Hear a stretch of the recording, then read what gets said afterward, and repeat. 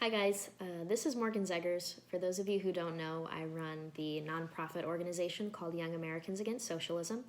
We work really hard to make educational videos about the dangers of socialism and the history of socialism and what we can learn from the history of socialism, because we really do, everybody on the team believes that if you don't learn from history, you are doomed to repeat it. And one of the most important lessons that history has taught us, especially with socialism, is that freedom is so fragile. And you can so easily have your freedom taken from you, but it is so incredibly hard to get that freedom back once it's taken. And so something that I talk about all the time, especially in my speeches, is the three tactics that socialists use to come to power. One of them is they either prey on that fear and urgency that's happening in society, or they create a sense of fear and urgency in society. And so I usually tell a story about in 1891, Vladimir Lenin experienced the Russia famine, where almost 5 million people are said to have died from starvation. He's later documented talking about how, yes, I had the means to help people. Yes, I was from a very well-to-do family, and we could have helped people in our community. Yes, I guess I could have saved people from dying, but I specifically chose not to.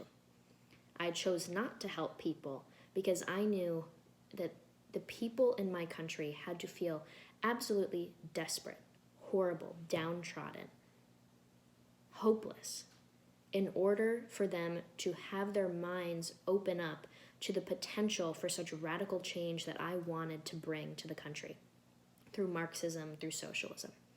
He knew that in order for things that he wanted, in order for the radical policies that he wanted to be accepted by the people, they had to feel absolutely desperate and open to radical change.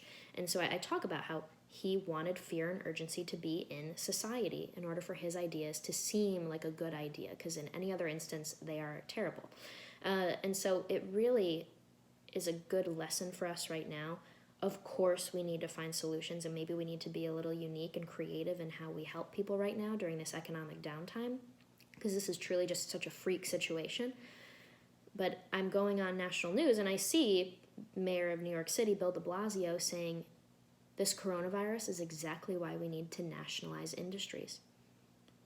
He's saying this is why we need to seize the means of production of major industries in this country. Because situations like this happen, the government should have massive amounts of control over your personal and economic life.